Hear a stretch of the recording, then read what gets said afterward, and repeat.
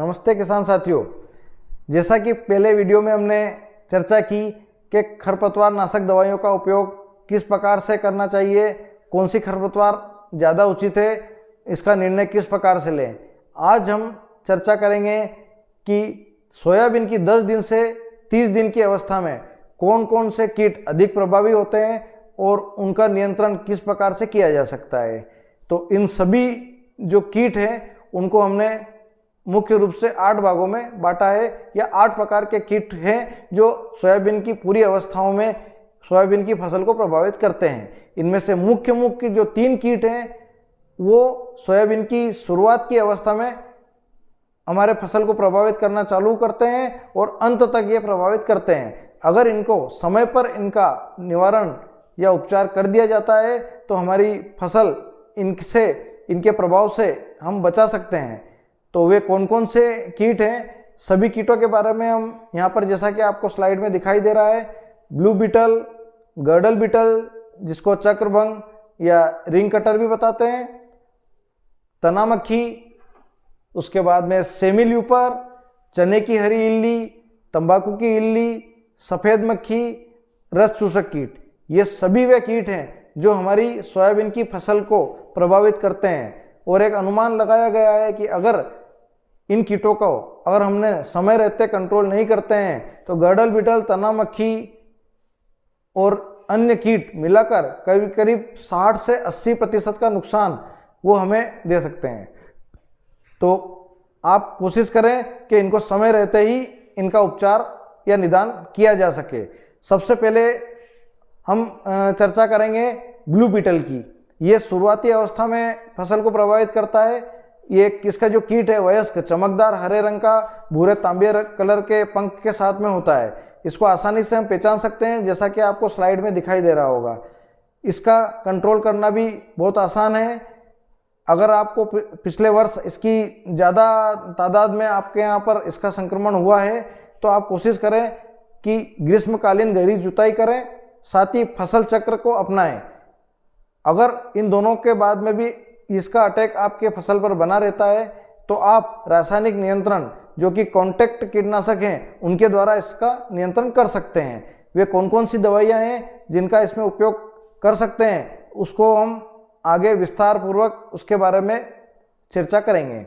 अगला जो, जैसा कि आप स्लाइड देख रहे हैं, अगला जो मुख्य प्रभावी कीट है जो कि आजकल पिछले 4-5 वर्ष में हमारी सोयाबीन की फसल को बहुत अधिक प्रभावित कर रहा है, वो है गर्डल बीटल, चक्रभंग, या जिसे देसी भाषा में रिंग कटर भी कहा जाता है। जैसा कि हम देख रहे हैं, ये इसकी जो मादा है ये हमारे तने पर 2 रिंग बनाती है और ऊपर वाली रिंग के नीचे वो अंडे देती है। वहाँ से जो लार्वा निकलता है वो लार्वा तने में धीरे धीरे नीचे की ओर खाते हुए आगे बढ़ता है, और जब इसकी स्टेज पूरी हो जाती है तो ये जो ऊपर एक और रिंग के द्वारा मादा ने उसका रास्ता बनाया था उससे बाहर निकलकर एक नए लाइफ साइकिल में वापस परिवर्तित हो जाता है। इस प्रकार से ये साइकिल बना रहता है और हमारी फसल प्रभावित होती रहती है। इसके निदान के लिए सबसे अच्छा है कि आप अपने बीजों का उपचार करें। कीटनाशक दवाइयों से बीज उपचार शुरुआत के 20 दिनों में इससे बहुत अधिक सुरक्षा प्रदान करता है। अतः हमने हमारे बीज उपचार संबंधी वीडियो में इसके बारे में चर्चा की थी कि अगर आपको इस बीमारी से बचना है तो आपके फसल में कीटनाशक दवाइयों से बीज उपचार करना आवश्यक है। इस को रासायनिक नियंत्रण कुछ हद तक हम कुछ दवाइयों के द्वारा भी कर सकते हैं। साथ ही इस रोग से प्रतिरोधी किस्मों का चयन कर, फसल का चक्रीकरण कर, साथ ही ग्रीष्मकालीन गहरी जुताई कर, और साथ में कुछ ट्रैप जो कि हमारे जैविक संसाधन हैं उनका उपयोग कर भी इसकी कुछ मात्रा को हम नियंत्रित कर सकते हैं। अगर एक लिमिट से ज़्यादा अगर आपके खेत में इसका प्रभाव दिखाई दे रहा है तो कुछ रासायनिक नियंत्रण भी इसमें किया जा सकता है। जिस संबंध में दवाइयाँ जो दवाइयाँ उपलब्ध हैं उनमें से जो महत्वपूर्ण दवाइयाँ हैं उसकी जानकारी हम आगे प्राप्त करेंगे। तो इसके जीवन चक्र को समझना आपको बहुत आवश्यक है, और इसका मुख्य प्रभाव जून मध्य से लेकर अगस्त तक बना रहता है। तो आपको इसके लिए दवाइयों का उपयोग करना आवश्यक है। अगला जो कीट है वो है हमारा तना मक्खी, जिसको स्टेम फ्लाई के नाम से जानते हैं। ये भी हमारी सोयाबीन की फसल को बहुत अधिक प्रभावित करती है और साथ ही इसके कारण से कई क्षेत्रों में पूरी सोयाबीन का उत्पादन बहुत अधिक प्रभावित हो जाता है। ये लगभग 80% तक सोयाबीन की फसल को प्रभावित कर सकती है। अतः इसका उपचार भी समय रहते करना बहुत आवश्यक है। जैसा कि हमने बीज उपचार के समय बताया था, स्टेम फ्लाई के कीट का भी हम इसके प्रभाव का भी नियंत्रण बीज उपचार की में कीटनाशक दवाइयों के उपयोग के द्वारा कर सकते हैं। तो अब जैसा कि आप देख रहे हैं, इसका कीट मेन तने के ऊपर हमला करता है और वहां पर धीरे धीरे पूरे तने को खोखला कर देता है।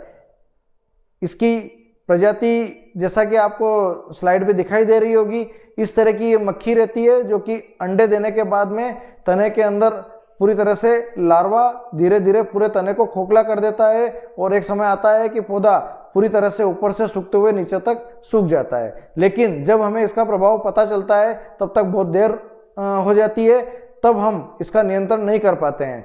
अतः इन सभी बीमारियों का नियंत्रण आपको अगर करना है तो बीज उपचार अवश्य करें, और अगर आपने बीज उपचार किसी कारण से नहीं कर पाए हैं तो आप सोयाबीन की फसल की 10 दिन से लेकर 18 दिन की अवस्था के बीच में जो इसके रासायनिक नियंत्रण के लिए उपलब्ध दवाइयां हैं उनका निर्धारित मात्रा में उपयोग अवश्य करें। कुछ किसान साथी उन दवाइयों का उपयोग अवश्य करते हैं, लेकिन वो समय के बाद में करते हैं। इससे उनको अच्छा नियंत्रण इन बीमारियों पर नहीं मिल पाता है।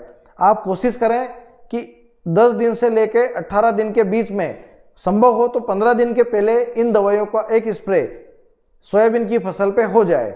खरपतवार नाशक दवाइयों के साथ में भी कुछ दवाइयों का उपयोग किया जा सकता है, तो इसके संबंध में भी हम अलग से आपको वीडियो के द्वारा जानकारी देंगे। पर आप कोशिश करें कि 10 दिन से 15 दिन की अवस्था में इन कीटनाशक दवाइयों का उपयोग आप कर लें। बाद में उपयोग करने पर आपको इतना प्रभावी नियंत्रण इन बीमारियों में प्राप्त नहीं हो पाएगा। तो जैसा कि हमने चर्चा की थी कि प्रथम 30 दिन सोयाबीन की फसल में किस प्रकार से हम उस फसल की सुरक्षा कर सकते हैं, इस संबंध में आपको कीटनाशक और खरपतवार नाशक दवाइयों के बारे में जानकारी प्रदान की। आगे हम जो बीमारियां सोयाबीन की फसल में आती है उनका किस तरह से प्रिवेंशन, आने से पूर्व उसका निदान कर सकते हैं या उससे बचाव कर सकते हैं, अगर आती है तो वे कौन कौन सी दवाइयां हैं, इन संबंध में और चर्चा करेंगे। साथ ही सभी प्रकार की जो खरपतवार नाशक दवाई हैं उनका अलग अलग विशेषताओं के बारे में चर्चा करेंगे, और साथ ही कीटनाशक दवाइयों की जो कि बाजार में मुख्य रूप से इन तीनों बीमारियों के लिए, इन कीट के लिए उपलब्ध है, उस संबंध में भी अलग अलग दवाइयों के बारे में भी विस्तृत चर्चा अलग से वीडियो में करेंगे। तो आप अगर हमारे चैनल पर नए हैं तो आप हमारे चैनल को सब्सक्राइब कीजिए और खेती संबंधी जानकारी प्राप्त कर अपने खेत में भरपूर स्वस्थ पैदावार के साथ में अधिक उत्पादन प्राप्त करें। यही हमारी शुभकामनाएं है। अगले वीडियो में मिलते हैं नई जानकारी के साथ में। तब तक के लिए जय हिंद, जय भारत।